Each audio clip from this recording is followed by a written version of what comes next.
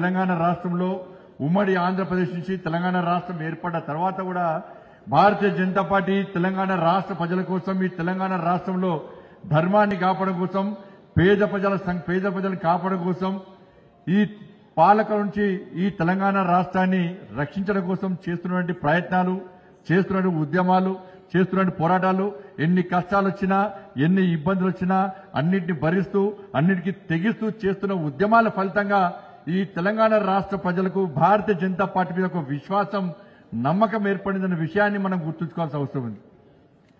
సరే, మధ్యలో శాసనసభ ఎన్నికల్లో కాంగ్రెస్ పార్టీ 6 గ్యారెంటీలు చూసి మోసపోయిన తర్వాత వాస్తవాలను గ్రహించినటువంటి తెలంగాణ రాష్ట్ర ప్రజలు మాకు కాంగ్రెస్ పార్టీ గ్యారెంటీ మీద నమ్మకం లేదు, మాకు ఏకైక గ్యారెంటీ నరేంద్ర మోడీ గారి గ్యారెంటీ మీద మాత్రమే మాకు విశ్వాసం ఉందన్న విషయాన్ని గుర్తించిన ప్రజలు పార్లమెంట్ ఎన్నికల్లో శాసనసభలో ఎన్నికలు జరిగిన తప్పిదాన్ని గుర్తించి పార్లమెంట్ ఎన్నికల్లో భారతీయ జనతా పార్టీకి అనుకూలంగా ఓటు వేసిన విషయాన్ని మనం గుర్తుంచుకోవాల్సిన అవసరం. కేవలం నరేంద్ర మోడీ గారి ఇచ్చిన స్ఫూర్తి, నరేంద్ర మోడీ గారి యొక్క గ్యారెంటీ విషయంలో ఈ తెలంగాణ రాష్ట్ర ప్రజలు విశ్వసించారు కాబట్టి మనం 8 పార్లమెంటు స్థానాల్లో మనం గెలిపించడం. ఒక సరిహద్దు ఒక ఆర్మీ జవాన్ నడితే మాకు గ్యారెంటీ నరేంద్ర మోడీ అంటారు.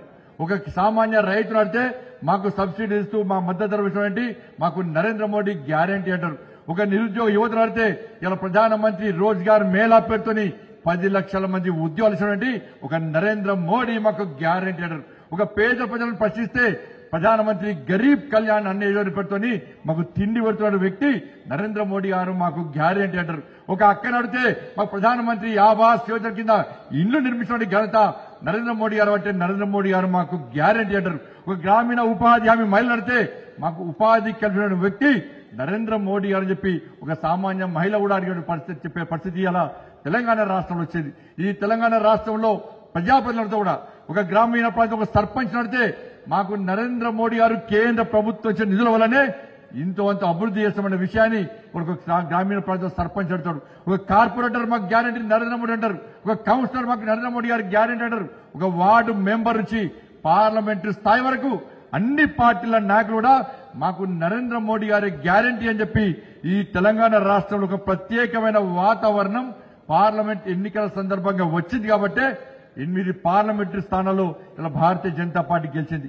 మిగతా స్థానాలు కూడా అనుకున్న స్థాయిలో కూడా ప్రజలు మనకు ఓట్లేసే ప్రయత్నం చేశారు. కాబట్టి ఈ విషయంలో మనం ఆలోచించాల్సిన అవసరం ఉంది. కాంగ్రెస్ పార్టీ 6 గ్యారెంటీల పేరుతో మోసం చేసిన తర్వాత దాని నుంచి ప్రజలను దృష్టి మళ్లించడానికి పార్లమెంట్ ఎన్నికల సందర్భంగా నరేంద్ర మోడీ గారి ప్రభుత్వం దేశంలో ఏర్పడితే రిజర్వేషన్లు రద్దు చేస్తారు, రాజ్యాంగాన్ని మార్స్తారని చెప్పి ఒక తప్పుడు ప్రచారం చేసినప్పుడు కూడా తెలంగాణ రాష్ట్ర ప్రజలు కాంగ్రెస్ పార్టీ మాటలను విశ్వసించలే. మాకు గ్యారెంటీ నరేంద్ర మోడీ గారు, ఈ దేశంలో రాజ్యాంగాన్ని రక్షించే వ్యక్తి నరేంద్ర మోడీ గారు, బాబాసాహెబ్ అంబేద్కర్ గారిని స్ఫూర్తిగా తీసుకుని ఈ దేశాన్ని పాలిస్తున్న వ్యక్తి నరేంద్ర మోడీ గారు అని చెప్పి భావించిన ప్రజలు కాంగ్రెస్ పార్టీ మాటలు పట్టించుకునే విషయాన్ని మనం గుర్తుంచుకోవాలి. ఈ తెలంగాణ రాష్ట్ర ప్రజలు మోడీ గారి మీద గ్యారెంటీ. ఈ తెలంగాణ రాష్ట్రంలో అనేక ఉద్యమాలు చేసిన భారతీయ జనతా పార్టీ కార్యకర్తలు నరేంద్ర మోడీ గారిని స్ఫూర్తిగా తీసుకుని ఈ తెలంగాణ రాష్ట్రంలో రామరాజ్యం రావాలి, నరేంద్ర మోడీ గారి రాజ్యం రావాలని చెప్పి ఒక ఆలోచనతో మనం చేస్తున్న అనేక ఉద్యమాలకు భరోసా ఇచ్చి మనకు అండగా దండగా ఉన్నటువంటి విషయాన్ని మనం గుర్తుంచుకోవాల్సిన అవసరం ఉంది. తెలంగాణ ఉద్యమ సమయంలో గాని, దాని తర్వాత జరిగిన పోరాటాల ఫలితంగా గాని, దాని తర్వాత జరిగిన ప్రజా సంగ్రామ యాత్ర విషయంలో గాని, దాని తర్వాత కిషన్ రెడ్డి గారి నేతృత్వంలో జరిగినటువంటి ఆందోళన కార్యక్రమాల్లో ఇలా కార్యకర్తలు పోరాటం చేసిన తీరును చూసి ఇలా భారతీయ జనతా పార్టీకి మద్దతు తెలిపిన విషయాన్ని మనం గుర్తుంచుకోవాలి. ఏ పార్టీ కార్యకర్తల మీద ఇన్ని కేసులు ఇవ్వనా?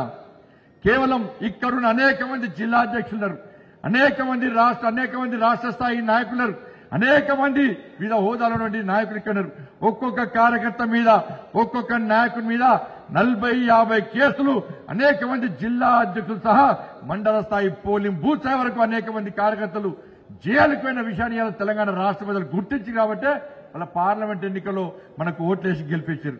ఎక్కడ కూడా ఎవరికి అడిగేలే. ఇలా పోలింగ్ బూత్ స్థాయిలో మేము గెలిచామంటే ఇవాళ ఎక్కడ కూడా బండి సంజయ్ ఇక్కడ గెలిచామంటే ఏ నాయకుడు కూడా పోలింగ్ బూత్ లో తిరగలే. మేము ఇంటికి తిరిగే అవకాశం లేకుంటే పార్లమెంట్ ఎన్నికల్లో మేము గెలిచింది పోలింగ్ బూత్ స్థాయిలో. భారతీయ జనతా పార్టీ తెలంగాణ రాష్ట్రంలో పటిష్టంగా ఉంది కాబట్టి పోలింగ్ బూత్ స్థాయిలో కార్యకర్తలు ఇంటింటికి వెళ్లి మోడీ గారి గ్యారంటీ కేంద్ర ప్రభుత్వం అమలు చేస్తున్న సంక్షేమ పథకాలను ప్రజలకు వివరించారు కాబట్టి వాళ్ళ కార్యకర్తలు కష్టపడి పనిచేసారు కాబట్టి నాయకులందరూ సమిష్టిగా పనిచేసారు కాబట్టి కలిసిమెలిసి పనిచేసారు కాబట్టి వాళ్ళ మోడీ గారి ఆశీర్వాదంతో కార్యకర్తల కష్టార్జితంగా వాళ్ళ పార్లమెంటు సభ్యులుగా మేము గెలిచాం. మా గెలుపు అయిపోయిందన్న నెక్స్ట్ మేమందరం మీ గెలుపు కోసం ప్రయత్నం చేస్తాం. వాళ్ళ రాబోయే రోజుల్లో సర్పంచ్ ఎన్నికలు వస్తున్నాయి, గ్రామ స్థాయి ఎన్నికలు వస్తున్నాయి, స్థానిక సంస్థల ఎన్నికలు వస్తున్నాయి. ఇక్కడ నాయకులంతా కూడా మాకు ఏకైక ఎజెండా మా కోసం, మా గెలుపు కోసం పార్టీ జెండా పార్టీని గెలిపించడానికి భుజం మీద జెండా మోసినటువంటి ఈ తెలంగాణ రాష్ట్రంలోని భారతీయ జనతా పార్టీ కార్యకర్తల నాయకులను ఎట్టి పరిస్థితుల్లో ప్రజాప్రతినిధులు చేయడమే లక్ష్యంగా మేమందరం కష్టపడి పనిచేస్తాం. మా టార్గెట్ అంతా ఇవ్వాలి, మీరు ఇవ్వాలి. మీ గెలిపే మా టార్గెట్. ఎందుకంటే బీఆర్ఎస్ కాంగ్రెస్ పార్టీ రెండు ఒకటే. ప్రజల ఆలోచన విధానం మారింది. మొదటిదాకా కాంగ్రెస్ బీజేపీ ఒకటి, బీఆర్ఎస్ బీజేపీ ఒకటని రెండు పార్టీలు చెప్తున్న విషయాన్ని ఇలా ప్రజలు తిరస్కరించారు. వాళ్ళు ఇలా మేమందరం కూడా ప్రజలందరూ కూడా ఆలోచిస్తున్నారు. ఇలా కాంగ్రెస్ పార్టీకి శాసనసభ్యులు పోతున్నంటే కేసీఆరే ఇలా బీఆర్ఎస్ పార్టీ ఎమ్మెల్యేలను కాంగ్రెస్ పార్టీకి పంపుతున్నాడు. ఈ తెలంగాణ రాష్ట్రంలో అయితే బీఆర్ఎస్ పార్టీ ఉండాలి, లేకుంటే కాంగ్రెస్ పార్టీ మాత్రమే ఉండాలి. భారతీయ జనతా పార్టీ కనుక తెలంగాణ రాష్ట్రంలో అధికారంలోకి వస్తే మనకు పుట్టగతులు ఉండవు. ఈ అనేక సంవత్సరాలు అనేక పర్యాలు భారతీయ జనతా పార్టీ తిరిగి అధికారంలోకి వస్తుంది. మా అవినీతి బండారం బయట పెడతారన్నటువంటి భయంతో ఈ రెండు పార్టీలు ఒకటే డ్రామాలు ఆడుతూ ఇలా తెలంగాణ ప్రజలను ఇలా అయోమయానికి గురి చేస్తున్న విషయాన్ని మనం గుర్తుంచుకోవాల్సిన అవసరం ఉంది. కాబట్టి తెలంగాణ రాష్ట్రంలో అనేక సంక్షేమ పథకాలు అమలు చేసినటువంటి పార్టీ భారతీయ జనతా పార్టీ. తెలంగాణ రాష్ట్ర అభివృద్ధికి నిలుచున్న ప్రభుత్వం కేంద్రంలోని నరేంద్ర మోడీ గారి ప్రభుత్వం. కాబట్టి ఎక్కడ చూసినా కూడా ఈ దేశం సుభక్షంగా ఉండాలంటే, ఈ దేశం కాపాడబడాలంటే, ఈ దేశం రక్షింపబడాలంటే, ఈ దేశంలో పేదల బతుకులు బాగుపడాలంటే ఇలా నరేంద్ర మోడీ గారే దేశ ప్రధానిగా ఉండాలని చెప్పి తెలంగాణ రాష్ట్ర ప్రజలు విశ్వసించారు. కాబట్టి ఇవాళ నరేంద్ర మోడీ గారిని ప్రధానమంత్రిగా చూడాలని చెప్పి ఏకైక లక్ష్యంతో మా ఓటు బీజేపీకి పార్లమెంట్ సభ్యులకు వేస్తే వాళ్ళు పోయి నరేంద్ర మోడీ గారు ప్రధానమంత్రి కావడంలో వారు ఓటేస్తారని ఒక నమ్మకంతో మాకు ఓట్లేసి గెలిపించారు. వాళ్ళు 8 మంది పార్లమెంట్ సభ్యులు గెలిపించారు. వాళ్ళు తెలంగాణ రాష్ట్రం గురించి పార్లమెంట్ లో చర్చ జరుగుతున్నది. ఏ ఎంపీని కలిసినా కూడా, ఏ మంత్రిని కలిసినా కూడా ఇవాళ తెలంగాణ రాష్ట్రంలో రాబోయే రోజుల్లో ఏర్పడేది భారతీయ జనతా పార్టీ ప్రభుత్వం. ఇలాంటి అనుమానాలు లేదని చెప్పి ఇవాళ దేశంలో జాతీయ నాయకత్వానికి ఒక విశ్వాసం ఏర్పడేది. అందుకే మీ అందరికీ విజ్ఞప్తి చేస్తా ఉన్నా, దయచేసి ఆలోచించండి. ఇలా 8 మంది పార్లమెంటు సభ్యులను గెలిపించారంటే తెలంగాణ రాష్ట్ర ప్రజలు కాంగ్రెస్ పార్టీ మీద తీవ్ర వ్యతిరేకత ఉన్నారు. బీఆర్ఎస్ పార్టీని అడ్రస్ లేకుండా చేసే ప్రయత్నంలో వాళ్ళ తెలంగాణ రాష్ట్ర ప్రజలు ఖచ్చితంగా ఉన్నారు. ఇవాళ 6 గ్యారెంటీస్ కాంగ్రెస్ పార్టీ మోసం చేసింది, రైతులను మోసం చేసింది. ఇవాళ నరేంద్ర మోడీ గారు ప్రధానమంత్రి అయిన వెంటనే ఇలా కిసాన్ సమ్మాన్ నిధి పేరుతోని రైతుల అకౌంట్లో డబ్బులు వేసిన విషయాన్ని ఒక్కసారి మనం గుర్తుంచుకోవాలి. ఎంఎస్పీ పెంచిన విషయాన్ని ఒక్కసారి మనం గుర్తుంచుకోవాలి. ఇచ్చిన మాట తప్పని వ్యక్తి నరేంద్ర మోడీ గారు, ఇచ్చిన గ్యారెంటీని అమలు చేసే వ్యక్తి నరేంద్ర మోడీ గారు.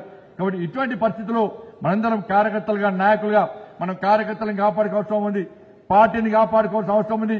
బీఆర్ఎస్ పార్టీ ఏ విధంగా అరాచకాలు పాల్పడదో, పోలీసుల ద్వారా ఏ విధంగా అరాచకాలకు పాల్పడదో దానికి 2 తెలియాల కాంగ్రెస్ పార్టీ అదే ప్రయత్నం చేస్తూ ఉన్నది. అందుకే రాహుల్ గాంధీ చెప్తున్నాడు ఇవాళ బీజేపీ అంటువ్యాధి అని చెప్పి. ఇలా బీజేపీ నిరుద్యోగ సమస్య అంటువ్యాధి దేశవ్యాప్తంగా అన్నారు.